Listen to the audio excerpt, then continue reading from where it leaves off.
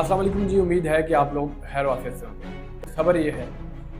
कि पार्लियामेंट का एक इजलास होने जा रहा है और बड़ा गैर मामूली इजलास है। इस इजलास में आर्मी चीफ हाफिज आसिम मुनीर साहब शरीक होंगे और वो बताएंगे कि पाकिस्तान में दहशत गर्दी क्यों छिड़ी और उस दहशत गर्दी के खिलाफ हम क्या कार्रवाइयाँ करें। हम आपको बताते हैं, सवाल ये पैदा होता है कि ये दहशत गर्दी शुरू क्यों हुई या फिर इस ऑपरेशन की ज़रूरत महसूस क्यों हुई। इसका जवाब ये है कि ये टैक्टिक्स हैं रियासत के अंदर माहौल बनाने की, रियासत के अंदर सेंट्रल जो फेडरल में आवाज़ें उठ रही होती हैं उन्हें कम करने के लिए,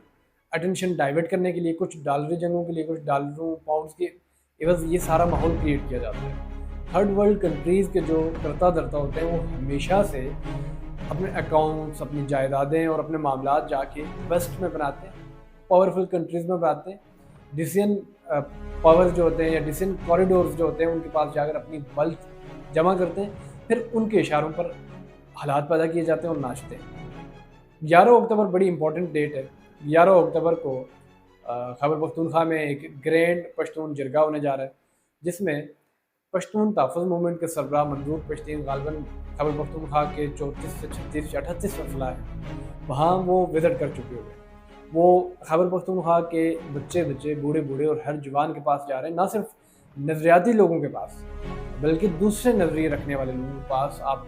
देखें, तहरीक इंसाफ के लोगों के पास, तहरीक इंसाफ पार्लियामेंटेरियन के पास, नून लीग के पास और दीगर ANP जैसी जमातों के पास वो जा रहे हैं और वहाँ जाकर ये बता रहे हैं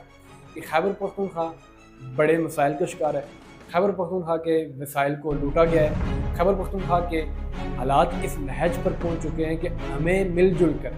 ना सिर्फ पश्तून तहफ़्फ़ुज़ मूवमेंट को बल्कि हर एक शख्स को जो खैबर पख्तूनख्वा से ताल्लुक़ रखता है फैसला करना होगा कि हमें आज़ादी के साथ, सुख के साथ, अमन के साथ सांस लेना होगा। उसके लिए इक़दामात करने होंगे और इस गर्ज से 11 अक्टूबर का जो ग्रैंड जरगा है उसका इनेकाद किया गया। हमें ये खबर मौसूल हुई है कि 11 अक्टूबर के इस जरगे में पख्तूनख्वा के लोग मंजूर पश्तीन और पश्तून तहफ़्फ़ुज़ मूवमेंट की क़यादत के ज़ेर एहतमाम ये मुतालबा करने जा रहे हैं कि पख्तूनख्वा का जितना भी डिफेंस है, खैबर पख्तूनख्वा का डिफेंस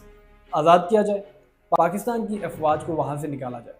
यानी खैबर पख्तूनख्वा के जो लोग हैं वो तमाम बॉर्डर्स का, तमाम सिक्योरिटी सूरत-ए-हाल का खुद इंतज़ाम संभालेंगे। दूसरे अल्फाज में कहा जाए तो ये एक ऐसा वर्स्ट केस सिनेरियो है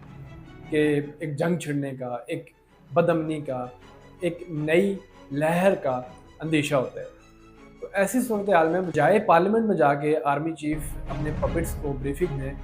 उन्हें ये चाहिए कि एक जामे और वाज़ेह हिकमत अमली अपनाई जाए, उसमें यकीनी तौर पर तमाम स्टेक होल्डर्स को इन्वॉल्व किया जाए और ये अदा किया जाए इस बात का कि हम जर्नैल जो हैं, हम गैर जमहूरी लोग जो हैं, हम सियासत से दूर रहेंगे, हम पॉलिटिकल मामलात में कभी भी इन्वॉल्व नहीं होंगे। वो खैबर पख्तूनख्वा के लोग हों, सिंध के हों, बलूचिस्तान के हों,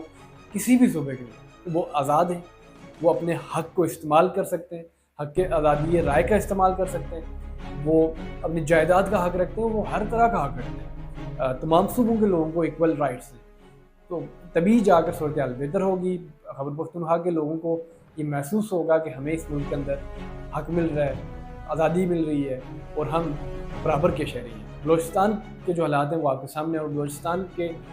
मसाइल का हल भी यही है कि वहाँ भी प्यार की बात की जाए,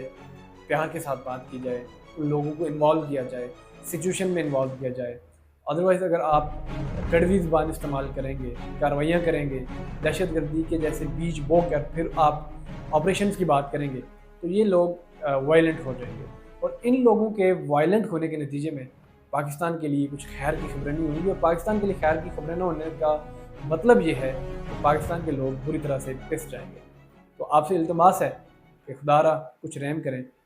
यहाँ के लोगों पर, यहाँ के हालात पर। यही पाकिस्तान के लिए और हम सब के लिए और आपके लिए बेहतरी का शगुन होगा।